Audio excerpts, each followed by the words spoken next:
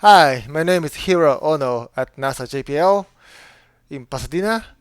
I really wanted to present in person, but I am expecting a baby right around this time, so I can present with this pre-recorded movie instead. Is there anybody out there? The search for extraterrestrial life with the EELS robot. So we're gonna start our story from the end of a spacecraft named Cassini.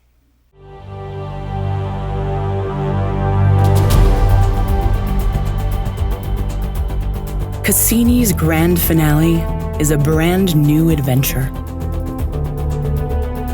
22 dives through the space between Saturn and its rings. As it repeatedly braves this unexplored region, Cassini seeks new insights about the origins of the rings and the nature of the planet's interior, closer to Saturn than ever before.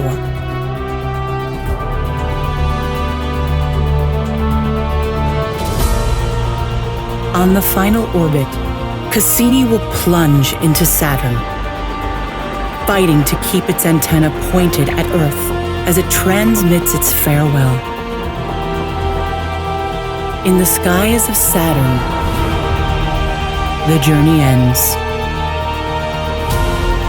as Cassini becomes part of the planet itself.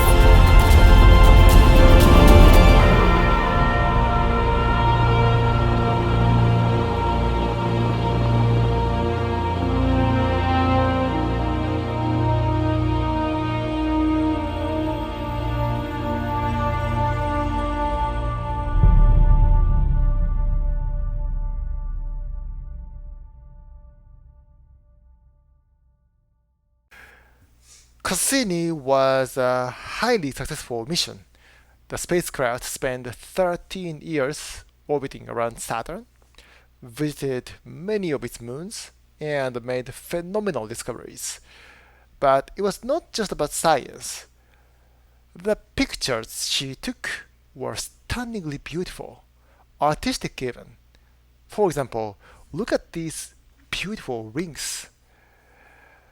Or the mysterious hexagonal storm on the north pole of the planet. What are these black bands? These are the shadows casted by the rings on the cloud top of the planet. The triple crescents, they are three moons of Saturn: Titan, Rhea, and Mimas. And this is the aurora of Saturn seen in UV wavelength. Titan is the largest among the 82 moons of Saturn. This is the only world in the solar system besides Earth where it rains. It's the rain of methane. The rainfall forms rivers of methane, which flows into the lakes of methane. And this is the moon named Tethys, which is almost completely made of water ice. Now, here is my favorite picture from Cassini, named The Day the Earth Smiled. This was taken at the moment when the sun is behind Saturn. And all of us, the 8 billion human beings, are actually in this picture, just in one pixel of it. Can you find it? It's here. How small our world is compared to the vastness of the universe. And you can find many other dots in the picture here and there. Here's one. There is another one. It's hard to find. But these dots are mostly the moons of Saturn, while some of them are planets actually, like Mars. Now look at this dot that is orbiting in the E ring of Saturn. E ring is this, blurry white ring that is not very visible from the Earth, but you can clearly see it from this picture. This moon, named Enceladus, is the central character of today's story. Enceladus is a relatively small moon, about 500 kilometers or 300 miles in diameter. Its surface area is about the same as Texas, but completely covered by water ice. Well, ice is not what made this moon special. There are, many moons in the outer solar system around Jupiter, Saturn, Uranus, and Neptune, that are made of ice. What makes this moon, Enceladus, remarkable is this. Here and there, something is coming out from the South Polar region. What are they? They turned out to be water vapor ejected from active geysers. And the ice particles that forms the E-ring of Saturn turned out to be from these geysers of Enceladus. But where does the water come from? Scientists believe that there is an ocean below the thick shell of ice, and its water is ejected through the cracks of ice in the South Polar region.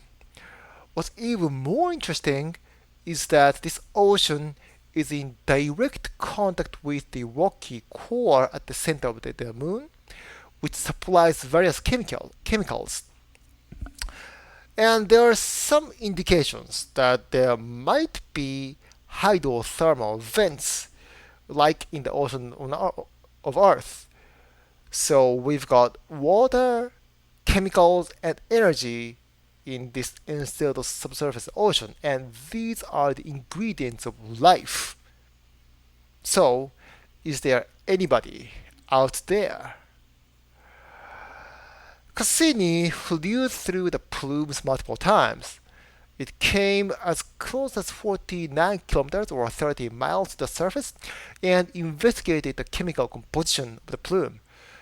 And it detected various kinds of simple and complex organics that can be found in our bodies. So, is there life or not? Unfortunately, with Cassini data, we cannot be sure. We cannot go beyond the possibility. To answer this question, we have to get in there. But how?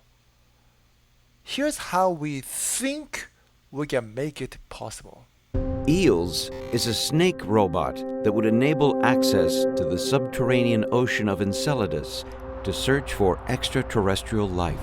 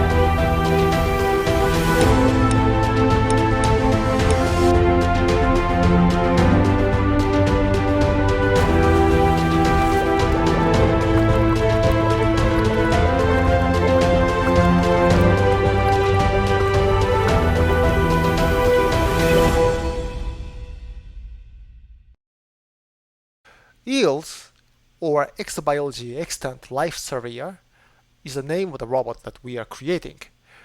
And when we say a robot, it is not just a piece of hardware. It's a cyber physical system made of highly capable hardware and machine intelligence. It has a highly versatile 48 degrees of freedom body with active skin propulsion, which is driven by proprioceptive control, meaning that it senses the force and uses information to control itself. Its machine intelligence modulates its own behaviors based on the understanding of risks, and 3D situational awareness is provided by our sensor head, equipped with a LiDAR, 4 pairs of stereo cameras, and LED illuminations. We have GSE, the ground supporting equipment, and ops system, and science payload. We built the first version of the EELS robot called EELS 1.0 and brought it to the Pasadena ice rink in the middle of the night. This movie was from one of the very first tests on real ice, and it worked amazingly. We commanded more complex motion patterns like following the figure 8. Again, it worked great. But the ice rink is flat. The ice on Enceladus would not be flat. So we created a bump using ice simulant tiles and tested if the robot can go over it. These tiles have a slippery surface like ice and actually used by professional skaters. Look how the robot is strongly climbing up the slope, which is great. But what this robot is really meant for is not to move forward, but to move down vertically. And that is much, much more difficult. So, this month, we achieved the first baby step towards vertical mobility. We put the robot in a wooden frame, placed ice blocks on the walls. The robot pushed the both walls and used its side screws to climb up. So take a look, it's coming now. Okay. Let's do it. Yeah, let's do it. I'm very close to hitting this, but keep an eye on that. 3, 2, 1, up. It's on! It's in the air! Did you hear the guy shouted out, "It's in the air"? Yes, it's in the air, although just a few centimeters. That's just a small step for a giant leap. Okay, these are great, but lab tests are not enough to prove that this robot can go down the Enceladus vent. So we are doing field tests at Athabasca Glacier in Canada, where there are vertical holes like this called molen. And our plan is this. So there are 3 phases.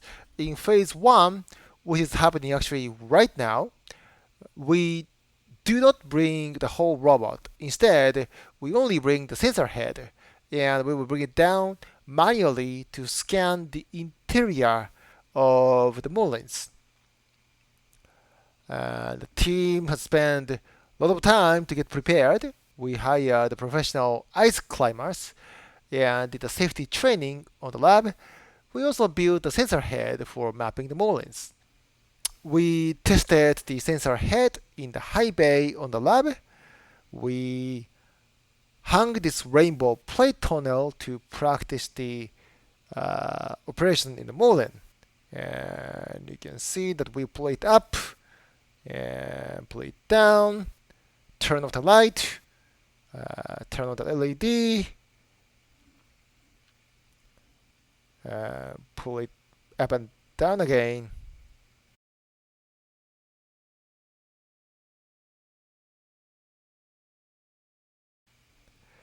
And this week, right now, the team is on the Athabasca Glacier. I am not proud of it for an obvious reason. I have a baby, which is more important for me. But this is happening right now. Very exciting. They are sending us pictures and movies every day. These are photos and movies just a few days old. Some are even taken today. It's a beautiful place. And the team found a lot of suitable molens for testing. Then we successfully lowered the sensor head and got tons of data. So what comes next? In the next year, in phase 2, we will bring the EELS robot to the glacier and do the first test of vertical mobility over there. And in phase 3, we will go deep down the molen, and the robot will bring and deploy a sensor package called cryo-egg at the deepest possible point in the molen. Once we master the glacier, the natural next step would be the moon, or maybe asteroids, to do a tech demo in space. Then, maybe 20 or 30 years from now, yes, space exploration takes a long time, but within my lifetime, hopefully, I am turning 40 soon, by the way, I want to make the Enceladus mission happen. If this happens, what will we learn? Will it find alien life? If so, it will be a discovery that will forever stick to the history. Because we can finally find the answer to one of the biggest questions of humankind. Are we alone in the universe? Finally, like humans, in space exploration, things are passed down from generation to generation. Back in 1980, the Voyager 2 spacecraft passed near Enceladus and found that the surface of the southern hemisphere does not have many craters, meaning that it's young. Something must be going on. Then, about 30 years after that, Cassini discovered the geysers and the evidence of the subsurface ocean.